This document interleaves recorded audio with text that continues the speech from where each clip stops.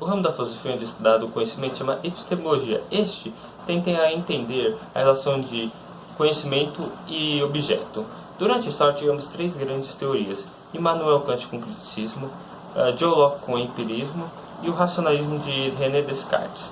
O inverso de epistemologia seria a ontologia, onde este tenta entender onto vem de ser e logia de estudo. Com isso ele quer entender o ser em si, o estudo do ser. Em sua obra Crítica da Razão Pura, tenta entender, compreender até onde de vários limites do conhecimento humano. Há uma célebre frase na filosofia dizendo que Kant matou a metafísica. Afinal, o que quer dizer isso? Afinal, o que é metafísica em si?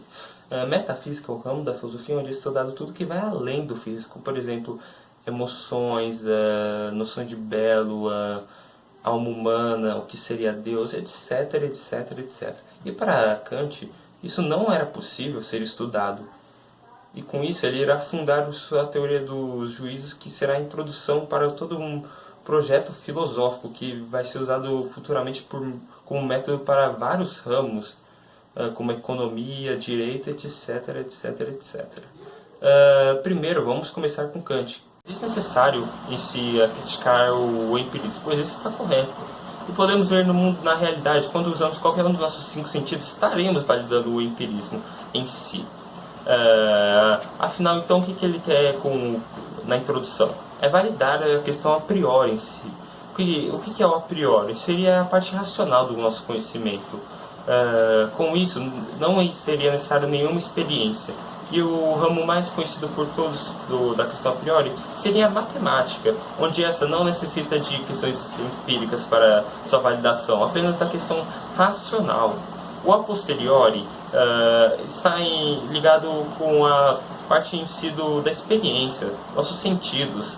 Com isso, as ciências em geral serão a priori sempre. Exemplo de a priorismo, como, por exemplo, Kant, em seu livro, usa como exemplo a priori a questão física, dizendo que usa um exemplo de uma casa, e que de maneira a priori saberíamos que essa casa iria cair se não tivesse nenhuma sustentação, pois todo o corpo abandonado no ar, sem nenhuma sustentação, cairá. E esse é um exemplo físico que tem relação a priori. Partindo mais à frente, encontraremos juízos kantianos. Estes são divididos em 3: juízo analítico, juízo sintético e juízo sintético a priori.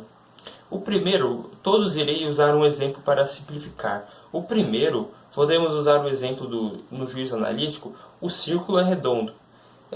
Essa frase seria um pleonasmo, pois dentro da ideia de círculo já está contido o pensamento de que ele é circular. E assim com várias outras questões, as leis da física, etc, etc, etc.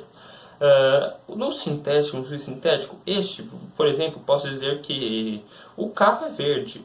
Quando eu falo que o carro é verde, o verde não está contido dentro do significado de carro. Com isso, estarei trazendo algo novo para tal questão, para tal frase. Com isso, podemos dividir os juízos analíticos como a priori, pois esses já estão contidos dentro da frase de maneira racional, enquanto os sintéticos seriam empíricos, pois esses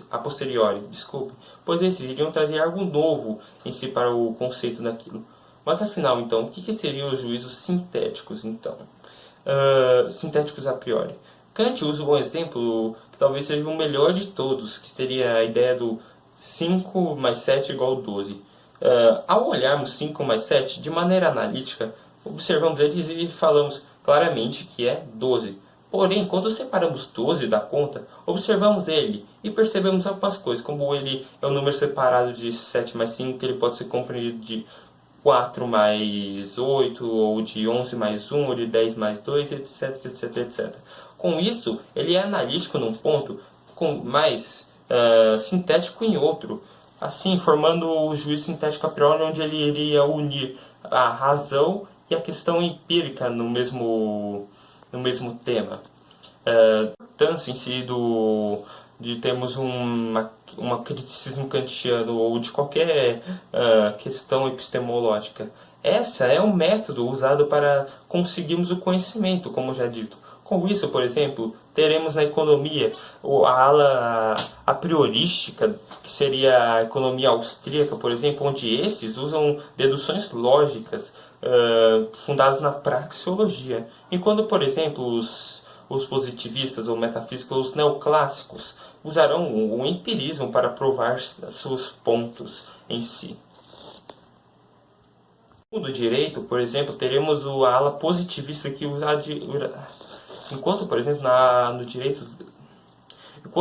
no direito teremos o justnaturalismo, onde esse ramo da filosofia que tem,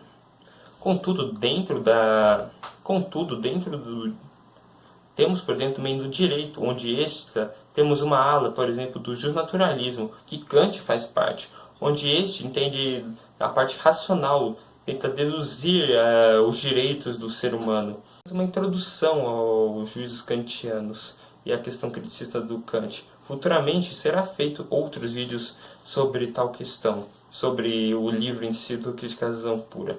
E se vocês querem mais temas de filosofia, questões sobre filósofos, ou economia ou direito, deixe nos comentários. Compartilhe este vídeo e deixe seu like, por favor.